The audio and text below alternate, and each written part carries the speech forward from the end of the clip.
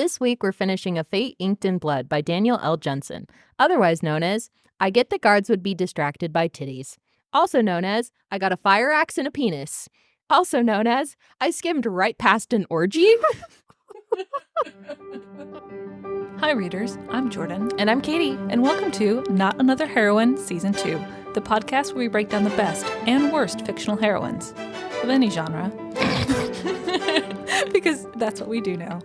Want to see what's next on our TBR list? Subscribe to us on YouTube or follow us on Instagram for a sneak peek at upcoming content or to help us pick our next book.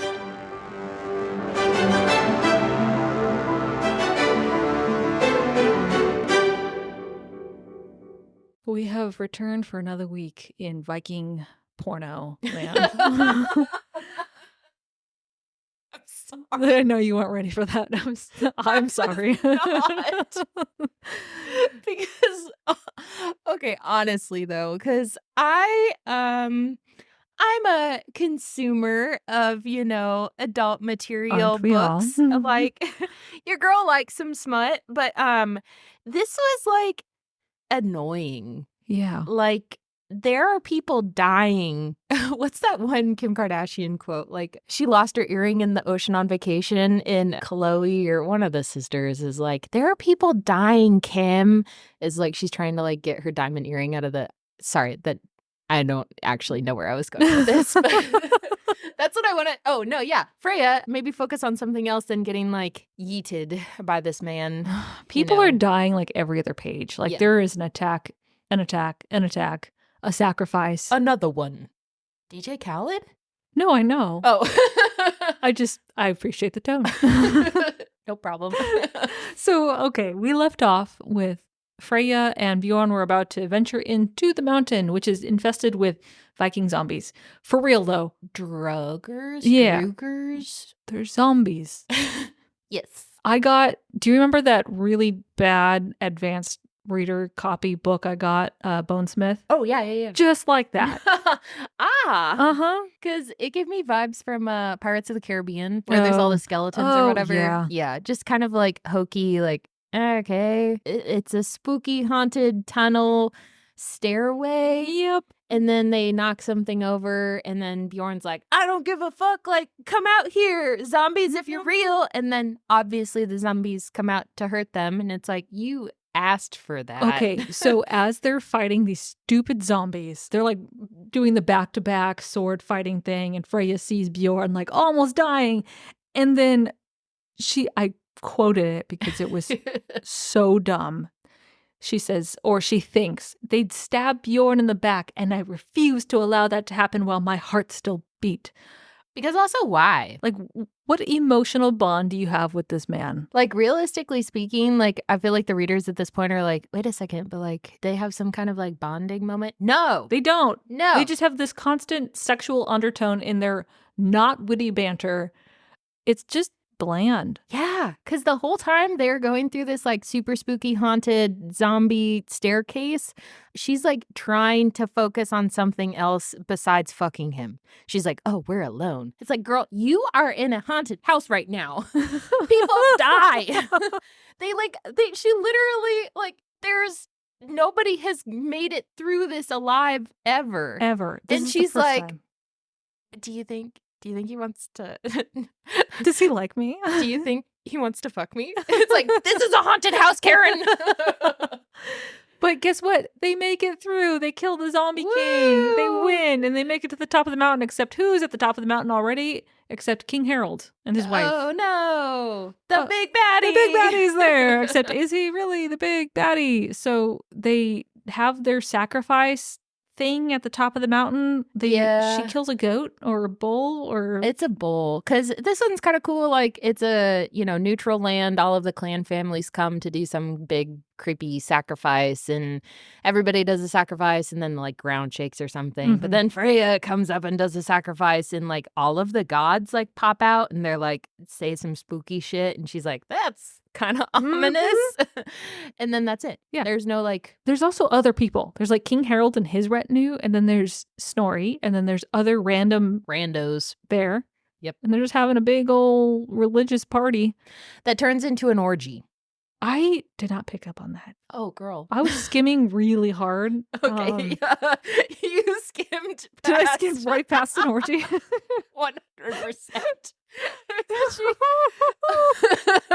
Because after, the spooky ceremony part or whatever, basically everyone has these masks on and it turns into some kind of raunchy, everybody doing whatever. Don't know how I missed that. Because then we get this plot device. Okay, so let me back up.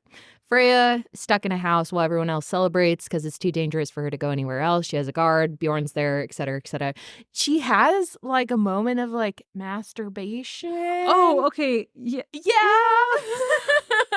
Which, like, girl, like, I get it, but like, it's uncomfy because the person that you're fantasizing is like behind a drape on the other side of the wall. And then like he leaves and it's, after she has finished this act, like, that's like kind of grody to me. I like, don't like those scenes I don't like those in straight up romance novels. Like, no. Like sex scenes in romance novels or in romantasy, like it serves to like, oh, this is the final, like we are showing the physical representation of this relationship meeting a mile marker of some kind, right? Yeah.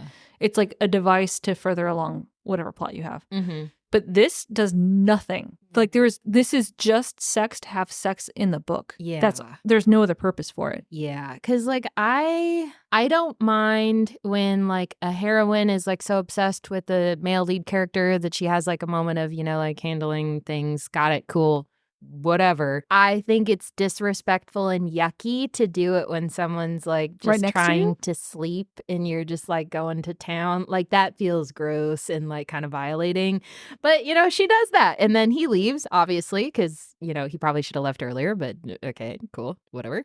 And then she's like, oh my God, I'm here by myself. Something bad's happening. And so she like leaves safety because the witch wife has, put a defense thing around the house so nobody can come in that's gonna do something bad. But then everyone's gone, doing whatever the fuck. And she's like, where is everyone? And so she like goes back trying to find Bjorn. And then she sees some hooded figure talking to King Harold about some kind of treachery. And she's like, it's the fucking wife. I knew it. I knew it was the wife. But it's funny too, because like the thing she overhears makes absolutely no sense for it to be the wife. And then she's like, it's the wife. And you're like, why? And she never falters from that perspective for like the next 100 pages. Girl is sure. But then she kind of like turns around and she's like, oh no, I need to warn someone. And then Bjorn stumbles upon her apparently. And he's like, I've been looking everywhere for you. And she's like, oh my God, like the wife is, treacherous and betraying us and we need to fucking accuse her. And he's like, what the fuck are you talking about? And he kind of like tiptoes around it. He's like, well, what did you see? And she's like, oh, I saw King Harold. And he's like, oh, really now? Oh, no, you didn't. You just happened to run into me right after that incident occurred. Obviously he's the baddie. God. It's not even I feel like the author is like picking up her like manuscript and just whacking us across the face with it. Like, do you see what I'm trying to do here? It's like, yes, I do. Please stop. And then we get the fucking trope. Oh, they can't be seen by anyone because they'll be in trouble. But there's people coming closer, and she's like, "Kiss me." And then we get this very raunchy, like against a tree sex scene where she has a mask on, and then he like takes her shirt off, and her titties, distract the guards enough for them to walk away. Girl. I think I saw the start of the scene. I'm like, nope, I don't need to read this part, and I moved along. Yeah, this was the moment where I lost all hope because, I was still kind of like, maybe there'll be some kind of redeeming. I get that guards would maybe be distracted by titties, but no, they are on a mission. They are trying to find this blonde woman. There is a blonde woman right here, quite obviously, with the man that's her sole protector. And they're like, nope, that's just a random hoe. Like, no, that is quite obviously the woman you were looking for. I just lost my fucking mind. And then they make it back to the house and everything's fine. And she accuses the witch woman, and the witch woman was like, I got us an ally. What are you talking about? And then that's it. and then they sneak off because It's time for another like trip back home. yeah, another travel scene. And I don't even know like really what happens during these travel scenes. So Bodil, is that her name? Yeah, that's the husky warrior woman who's older and obviously cannot be beautiful. I was paying only half attention by this part of the book. That's fair. That's fair. But when she's Bodil and her like tribe of warriors are now traveling with Snorri, and like Bodil is like, I will train you, Freya, because like I know how to train you. I'm a woman, you're a woman. We have to fight differently. And at this point of the book, I was so far gone and so annoyed with fucking Bjorn. I'm like, can we turn this into a sapphic romance? And Bodil like shows her how to be a real woman. Like, so there was a moment where I was like, oh, This is okay, what's okay, happening. that's where this is going. Like, I'm about it. Like, Yeah. okay, cool. Yeah, because I Older loved her. woman. Yeah. No, it was not.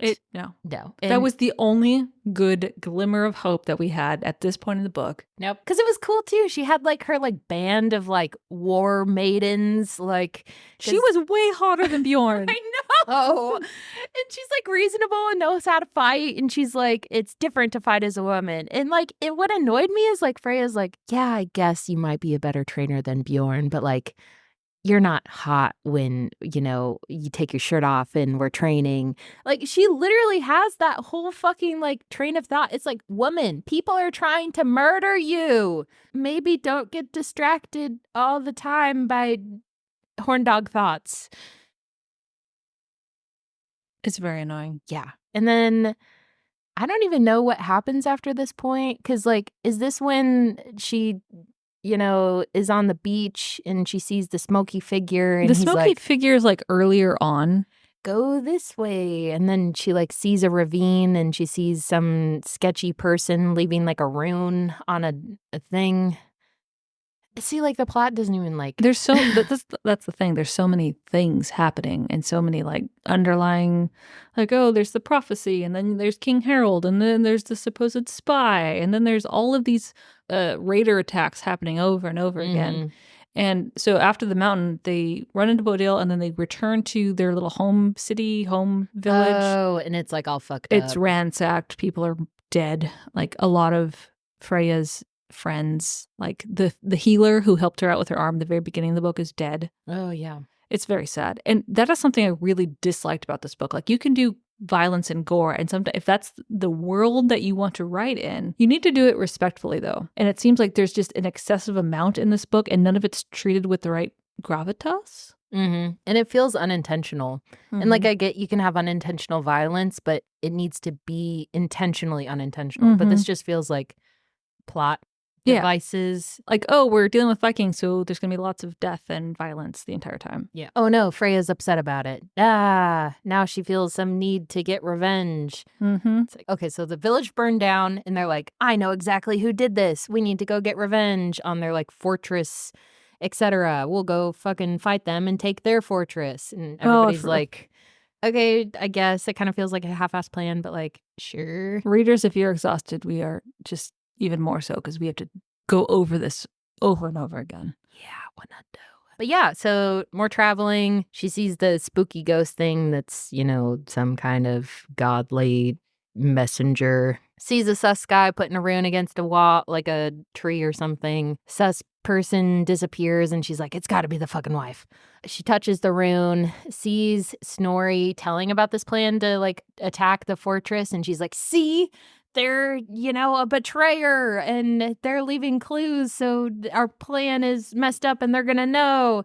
And I think they like, again, are like, it's not the wife. Like, what do you mean? And she's like, of course it's the wife. And then they still decide they're going to do it anyways, even though like someone already knows that they're coming. Yeah. Like that feels not tactically like the right move. Yeah. And then to make it worse, they're like, well, we have to get there really fast. So let's go through this like horrible mountain pass that people die on all the time in the middle of winter. We're gonna be fine. And they kind of are fine, except Freya gets too cold and her feet are numb and she falls off a cliff into a river, but she's somehow fine, except she's too cold and she gets frostbite on her, or frostbite on her feet. There we go. Jesus. And then Bjorn has to heat her up with his body heat. And what? then You don't say. we get another fucking unnecessary weird sex scene with people around. Yeah. They are laying next to each other in bed because, like, she obviously just almost died from frostbite or whatever the fuck, hypothermia, and he's warming her up. And she gets horn doggy and they start, like, doing whatever when there's people right next to them also trying to warm up. And then they don't finish because, oh, she's still married to my dad. Right? That's... My soul, like, astro projected out of my body so many times reading this because, again, I get it. There's, like, a kink where people like to do it in front of other people, but, like, it's kind of disrespectful and yucky. And, like, when everybody's kind of smushed up together because it's, like, negative 30 degrees outside and there is a person literally 0.2 feet away from you, that is not the best time to be, like, getting randy. Like, ugh. How disrespectful, because it's worse because it's Bo Deal that's right there. And it's like, that's the woman that you, like, have a lot of respect for. And, like, she would probably be a little bit upset if you were, like, getting frisky instead of just, like, sleeping and recovering from this horrible, like... No such compunction. Ooh, compunction. Oh, you're welcome. Wow. Do you like it when I use big words like that? Kind of, but I don't know what it means, though. I know you've read it. Compunction? But I don't know that I said it correctly, so it's not something that I say out loud. Oh, it means a feeling of guilt or moral scruple that prevents or follows the doing of something bad. But she didn't feel any... Oh, that's why you were saying that. Oh. Oh. Okay. So, not dead. I think she, like, loses a toe, but even then I don't think she actually loses any toes because she can't be... Unnecessary suffering so Bjorn can comfort her. Oh my God, yeah. But then they, like, make it to the big castle in the mountains and they're like, fuck, this is, like, really well defended. What are we gonna do? And they decide to do crazy dumb shit anyways. She channels her shield maiden powers and, like, the righteous fury of a woman and murders a bunch of people. Yeah. Because Bo Deal dies somehow because she accidentally trips and then Bo Deal there's, like, a godchild, like, not a godchild, but, like a drop of blood. Yeah, there's, like, other power in the fortress that they're attacking and they call down lightning on Bo Deal and Bo Deal dies. And so Freya loses her fucking mind. Which, confusingly, but, like, okay, sure, girl. But also this is Viking land, so if you have a shield maiden, that's normal, right? Yeah. But, like, for some reason, Freya killing a bunch of people, using her magic powers, freaks everyone out, but this is the exact reason why they have her with them. Yeah. What? She goes through, like, an 8-day, doesn't shower, sleeps the whole time, guilt fest, and then everyone's scared of her. But it's like, why? I don't know. Why are they scared of her? Because these are Vikings. They've been killing people the entire book. Yeah. But apparently this was too far. Oh, I know why. It's because she's a beautiful woman and that's not what they do in this world. Like, right. I see. Yeah, because then basically they're at the house or the fortress thing. And then there's some kind of, stupid plot twist about the brother who he's like really doesn't care about Freya that much. And he brought his new wife, best friend, into danger. And she's like, you're so stupid. And he's like, well, you're a bitch, Freya. And she's like, oh. And familial drama ensues. And then King Harold shows up and he's like, give us the shield maiden or we're going to destroy this. Snorri, the psychopath, is like, take her from my dead hands. But they, like, really thought that they were going to win. Mhm. And it's like, how, why, with what power? And then Freya instead decides to, like, jump over a fence and Bjorn tackles her and they fall over a waterfall. Yeah, they run away together. That is her master plan. It's like, okay, King Harold's here, Snorri's here. I don't want to be anyone's shield maiden. Yeets herself. Yeets! With Bjorn and Toe. And then they run away together. And Bjorn's like, I'll protect you. And then they have, like, a romance. They finally have, like, sex. Yeah. But it's like you've gotten so many, like, grossness. Unnecessarily, like, there's other things going on where you're having sex right now. And then you get the full culmination of, like, there's so much going on right now. Why are you having sex? Because, like, they didn't even get that far away. No. And they're like, here's a cave. This looks good enough. And it's a cave that's right next to Bjorn's family home that he grew up in. Like, I am not a super intelligent person, but if I'm trying to find a woman who's with Bjorn, I'm probably going to go to the house that's like half a day away. Yep. And then they fuck in a cave and then they're found. What? They're found by King Harold. What? And Bjorn's like, so Freya, there's something I've been meaning to tell you. Like, Snorri might be my biological dad, but he's not my real daddy. This is King Harold, and we're friends. And I love him. He's my family, and please help us. And Freya's like, no, how dare you betray Snorri and his wife, because suddenly she likes them now. That's what I was confused about, because she like is all bent out of shape about some kind of betrayal. And like, what betrayal? Like, Snorri is the man who took you away from your village, threatened your brother, made you marry him, put you through a blood ritual, made you go through a zombie mountain. Yeah, and you're upset about it? Thank you. Same, buddy. Yeah. But yeah. So the big reveal is that, all along it was Bjorn giving away the secrets of his family. What? Really? No. What? When he like shows up, 0.2 seconds after Freya sees anything shady, it was him and not the wife? Oh, don't forget our other mysterious reveal of Freya is not the daughter of Helen. She's the daughter of the fucking hell goddess. But both of them. Yeah. She's graced by name born in fire. Oh. Yeah. Betrayal. She gets like knocked out or some shit, and then she wakes up on a boat, and then she tries to jump overboard, immediately unsuccessful. Are you surprised? Honestly. And then that's it. So from what I've pieced together about the Bridge Kingdom, this is a very similar setup where like someone is betrayed at the end of the book, and it's the second book is the redemption arc. Kind of, because the Bridge Kingdom, so this is kind of a spoiler, but like not really, because it's the premise. So she's an assassin basically, but she gets married off to the king of this kingdom, and she's like, oh my god, I just want to be your lovely wife, but I'm actually gonna kill you. But then she like has feelings for him, and then it's the whole like, how do I get him to not think that I wanted to, like, this is all some big facade and like I actually care about you. And then he finds out, and that's like the redemption. So it's like kind of similar, but it's like a little bit different. But as much beef as I have with the Bridge Kingdom, like I got through it. And the only reason I didn't DNF this is because we were going to talk about it. Yeah. So readers, neither one of us would have finished this book normally. Absolutely not. Like, it's terrible. Yeah. Like, truly terrible. Yeah.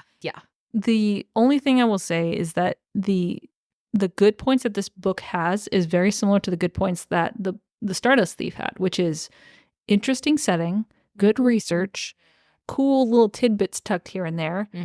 Fun magic system. Yeah, but really bad characters. Like, I don't know how you do that. I don't know.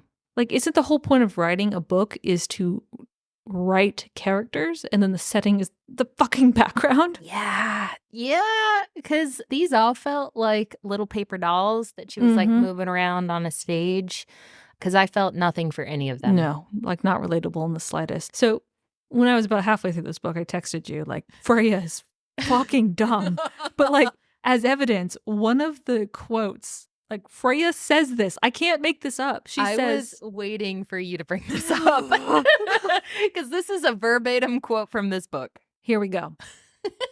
That's not fair, I shouted. I even did Freya's voice for you. Because this bitch literally says that. But what's worse is the author wrote the bitch saying that. Yeah.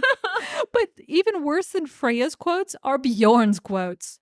So Freya is dumb, but apparently smart enough for Bjorn, because he says, this is why I like you, Freya. You've got a brain between your ears and a saucy tongue to voice those thoughts with. Excuse me. Like, my eyes are like rolled back into the back of my head, and my soul is leaving my body. Oh, just wait. I have one last gem for you. I don't want to rule, he answered. I want you. Kill yourself. Do the world a favor. Oh my god.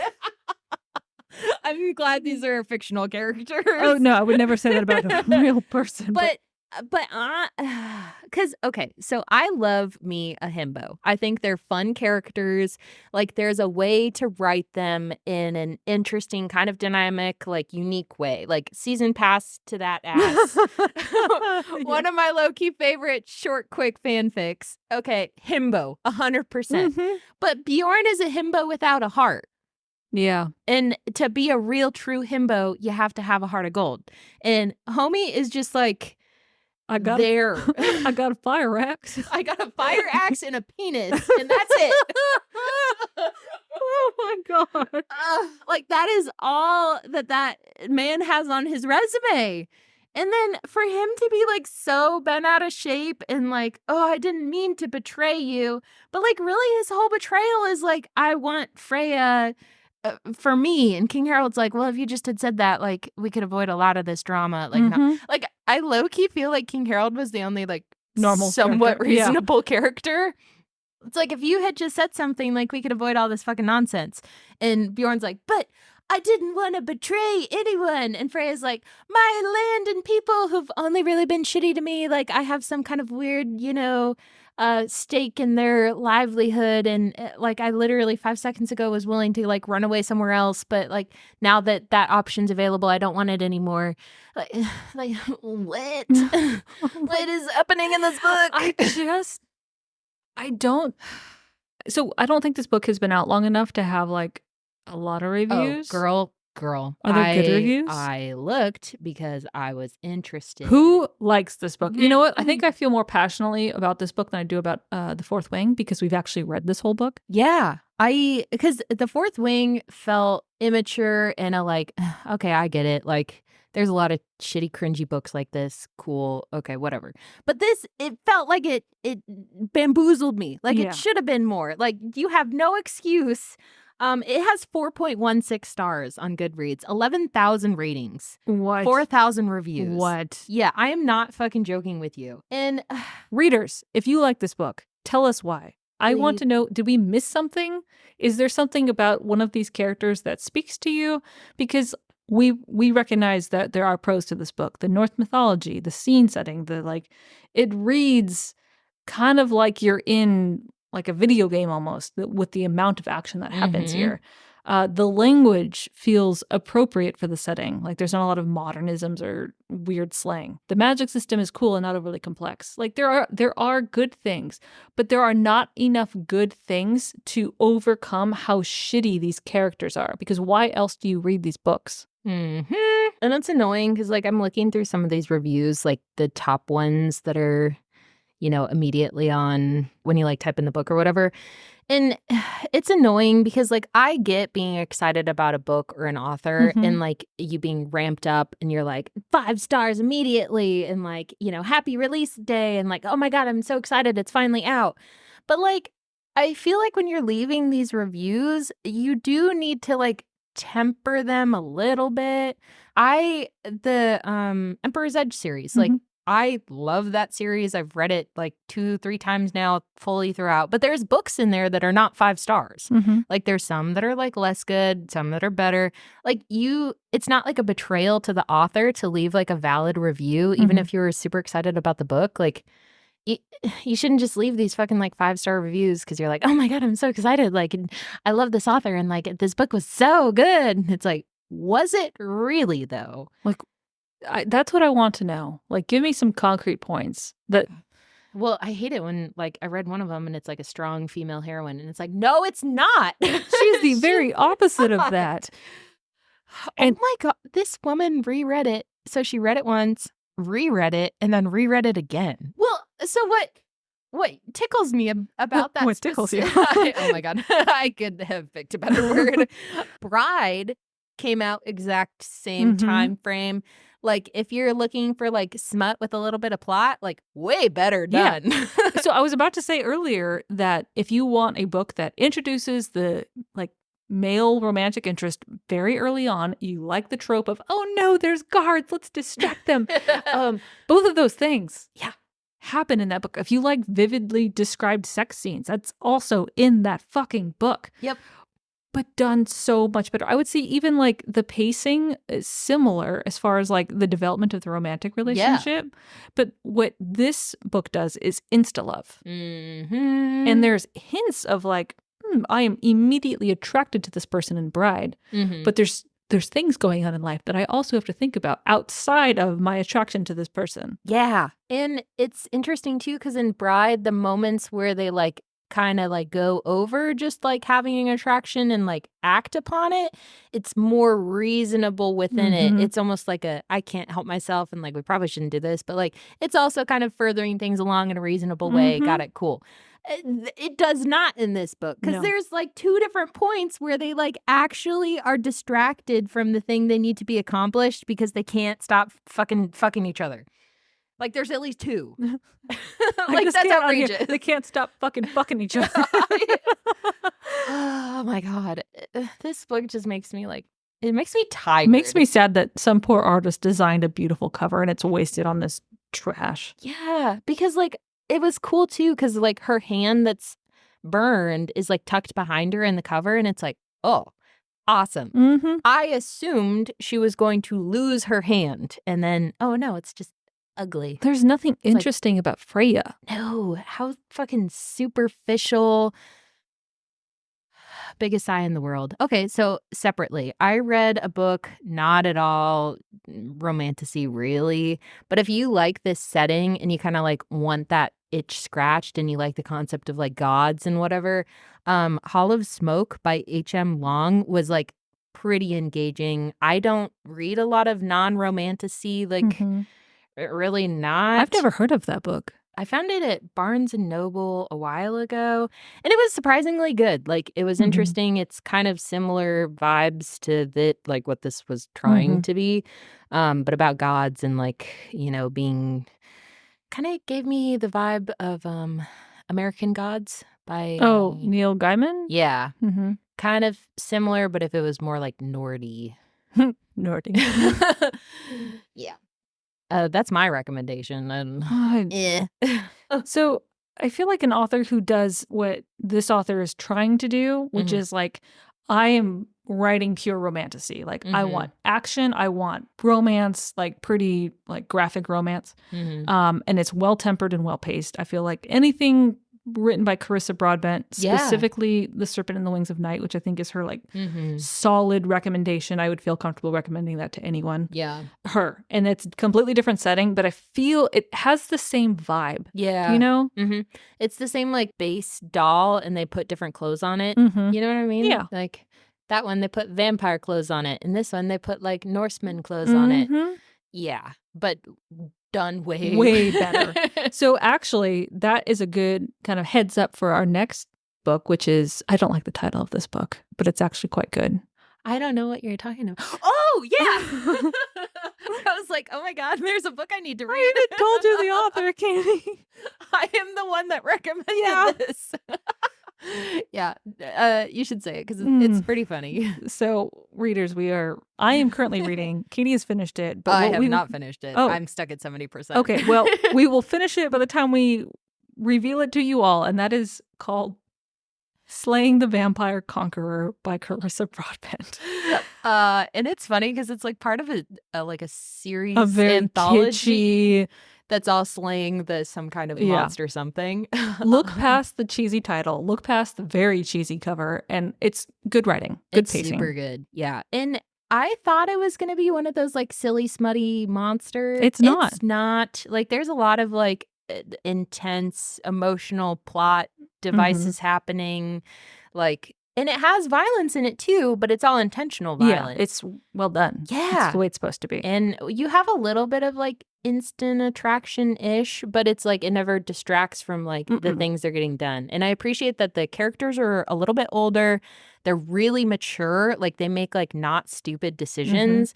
It's sad that I don't see that more. I was pleasantly surprised. Like I never would have picked that book up had you not recommended it. And had we not read The Serpent and the Wings of Night before. Yeah. So all this to say, please don't read. What's the title? A Fate Inked in Blood? Yeah, it's not worth it. And stick around for our next book. Yes.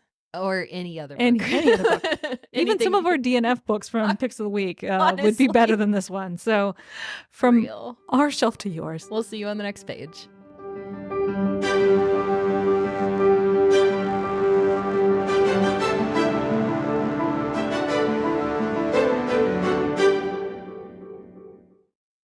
Hi, readers. If you'd like to help us pick our next book, send us a message on Instagram.